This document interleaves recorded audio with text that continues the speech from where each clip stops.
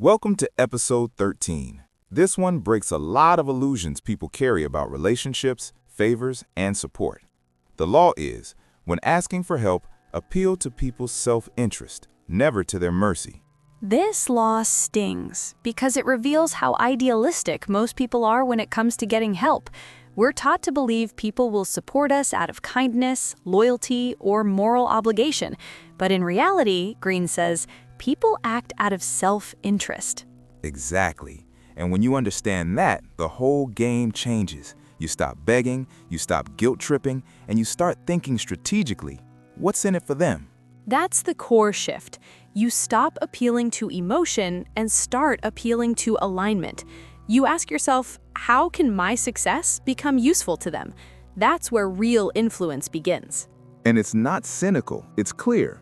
Because the truth is, even the kindest people still prioritize their own survival, status, and goals. If what you need aligns with what they want, you get a yes. If not, you get ignored. That's why Greene says, never rely on mercy. Mercy is unstable. It changes with mood, fatigue, but self-interest? That's reliable. That's measurable. That's what people protect. And here's the paradox. When you appeal to self-interest, people feel safer saying yes, because you're not asking them to lose anything. You're showing them what they gain by helping you. So instead of saying, please help me, I really need this, you say, if we work together on this, here's how it benefits both of us. Now it's a deal, not a favor, and people respect deals. That's especially true in high-stakes environments, business, politics, negotiations. Nobody's handing out mercy. Everyone's scanning for leverage, outcomes, and advantage. And the mistake most people make is believing that desperation creates empathy. It doesn't. It creates distance. People pull back when they sense neediness because it feels like pressure with no upside. But the moment you speak their language, the language of interest, they lean in. Because now you're not asking them to lose, you're offering them a way to win with you. And that shift in posture, it changes everything. You're not begging, you're building. You're not taking from their plate, you're inviting them to a bigger table. There's a fundamental truth behind this law. Most people are not motivated by your need. They're motivated by their own gain or fear of loss. If you ignore that, you lose leverage before you even speak. That's why emotional appeals so often fall flat. You're saying, help me because I'm struggling, but what they hear is, this is going to cost me time, energy, resources, and I get nothing in return. And that mental calculation happens in seconds. Most people won't say it out loud, but they're always asking, what's in it for me? That's not selfish, it's survival, it's human nature. And Greene's brilliance here is that he doesn't shame that instinct, he leverages it. He teaches you to frame your ask in a way that mirrors the other person's priorities, not yours. It's tactical empathy. You don't just know what you want, you learn what they want. Then you align the two. And when you get that alignment right, resistance disappears. So instead of pitching from your pain, you pitch from their purpose. You speak to their goals, their status, their advantage. And suddenly, your request doesn't feel like a burden. It feels like an opportunity. Let's take a practical example. Imagine you're asking an investor to back your startup. Most people would say, please help me launch my dream, but that's weak positioning. A stronger move is, here's how this solves a problem in your portfolio and how you benefit if it scales. Same thing in leadership. If you need your team to take on more responsibility, don't say, I'm overwhelmed. Say, this is a chance for you to expand your influence and gain visibility with the executive team. It's not manipulation, it's alignment. You're still asking for help, but now you're doing it in a way that respects how people make decisions. That's the difference between being heard and being dismissed. And here's the irony. When you stop appealing to mercy, people are actually more willing to help because they feel smart, not pressured. They feel empowered, not guilted. Exactly. People want to be part of something that benefits them, that elevates them. So the question is never just, how do I ask for help? It's, how do I make helping me feel like the smartest move they could make? There's something important we need to say here. Appealing to self-interest doesn't make you cold. It makes you strategic. You're not ignoring emotion. You're respecting reality. That's right.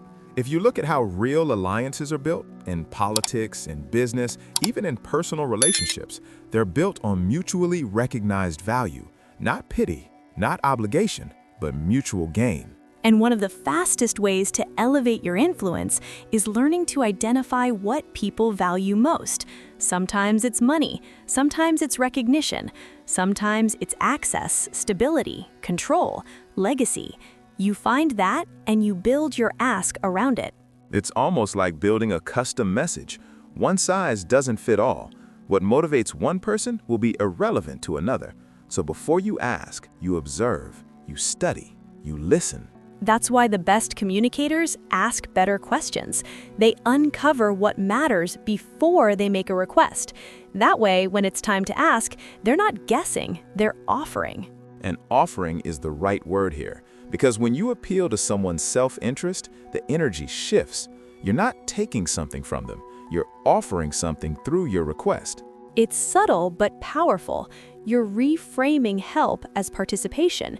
You're not just asking them to support you, you're inviting them to benefit from being involved. That's how real leaders move. They rarely ask for help as if they're in crisis. They position their ask as an opportunity others should want to be part of. And they mean it because they've built that alignment into the request. This also protects your credibility, because if you lean too much on emotion too often, people start to feel manipulated. They might help once or twice out of guilt, but that doesn't scale. It breeds fatigue, not loyalty. Whereas if you build a reputation for being someone who aligns value, people come to you. They trust that any opportunity you present is thought out and mutually beneficial.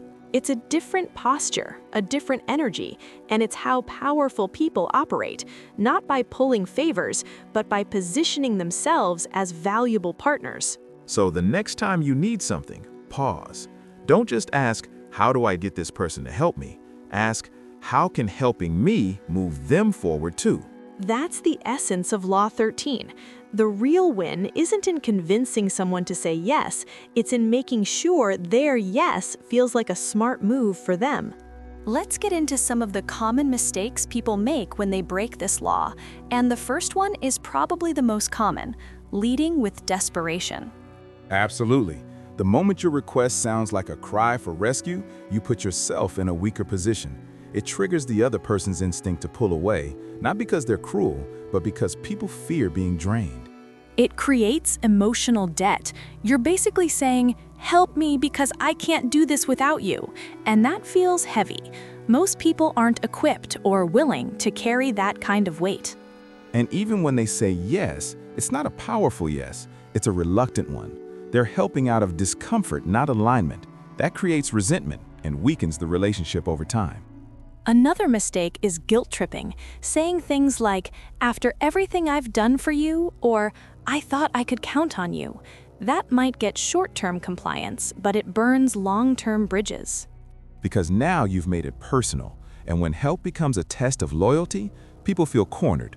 No one wants to feel manipulated, even if the history is real. Right. And the third mistake?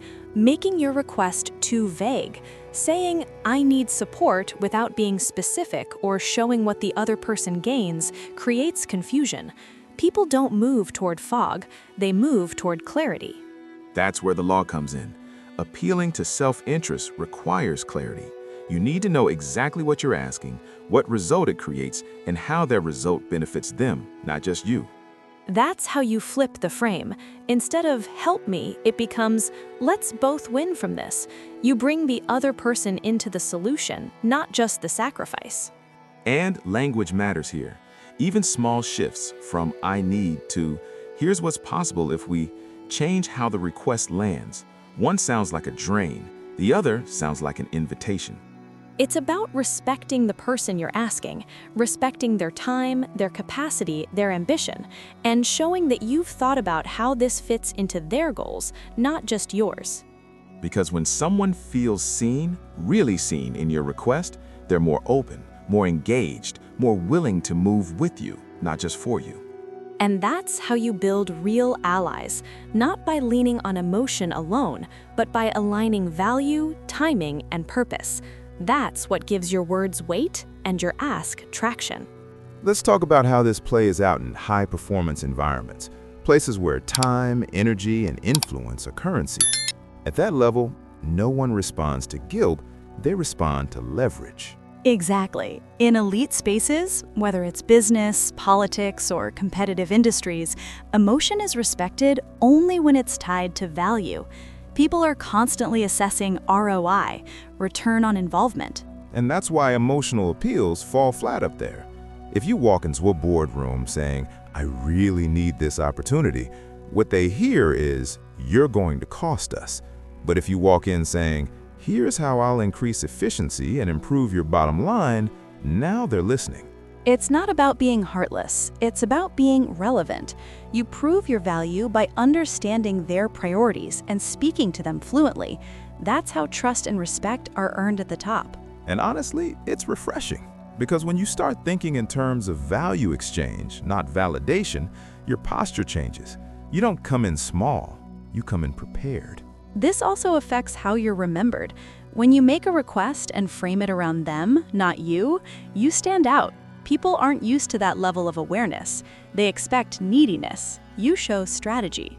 And once you do that consistently, you shift from being seen as someone who needs help to someone who creates opportunities. That's a branding shift, and it's huge. Let's not forget, the people you're asking for help usually have options. They're busy, they're discerning. The last thing they want is another responsibility. But if your request comes with a clear benefit, that's no longer a burden, it's a decision. And sometimes it's about ego too. You appeal to their self-interest by giving them a chance to win, to be right, to look smart. That's still self-interest, just psychological, not financial. Exactly. For some people, the best way to get their support is to frame it as them having foresight. You were the only one who saw this early. That line, that feeds their identity and gets you their attention. Greene understood this deeply. People move when their narrative is preserved. When helping you makes them feel more like the person they want to be, that's when you win. So it's never just about the request, it's about the frame around the request. Who do they get to be by saying yes to you? What does that decision say about them? Because in the end, people rarely say yes to you. They say yes to a version of themselves they want to protect or promote. So as we wrap this one up, the core message is simple, but uncomfortable for some. People are moved by their own interests, not by your struggles. The sooner you accept that, the stronger your asks become. Exactly. And that doesn't make you manipulative. It makes you aware. When you understand what drives people, you stop guessing, you stop begging, you start designing your requests with purpose. The real power of this law isn't just in getting a yes, it's in building sustainable alliances, ones that make sense for both sides. That kind of alignment lasts longer than any favor pulled out of pity. And it feels better too. When people help you because it benefits them, there's no resentment, no emotional debt, just forward movement, built on shared gain. So next time you're about to ask for support, pause.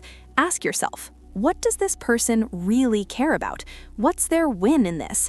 If you can answer that and speak to it clearly, you've already increased your odds. And don't confuse this with selfishness. You're not manipulating them. You're making sure the ask fits into their story. That's respect. That's strategy. Because when someone says yes out of genuine interest, that yes is stronger, more committed, more repeatable. You're not just borrowing help, you're building a bond. That's what Greene means by never appeal to mercy. Mercy is unstable, temporary, but self-interest, that's a foundation you can build something on. This law also pushes you to level up your thinking, to stop relying on emotional pressure and start crafting your communication with intention. And when you do that, people notice. They respect it, even if they don't say it. So the challenge we leave you with is this. Look at a current ask in your life, personal, professional, whatever. Rewrite it from their point of view. Remove the emotion, highlight the gain, then deliver it with clarity and confidence. Next week, we move into Law 14, Pose as a Friend, Work as a Spy. It's one of the sharpest and most controversial laws in the book, and yes, we are going deep. Until then, stay focused, stay strategic. And remember, People support what supports them. Show them how helping you helps them win, and the answer changes.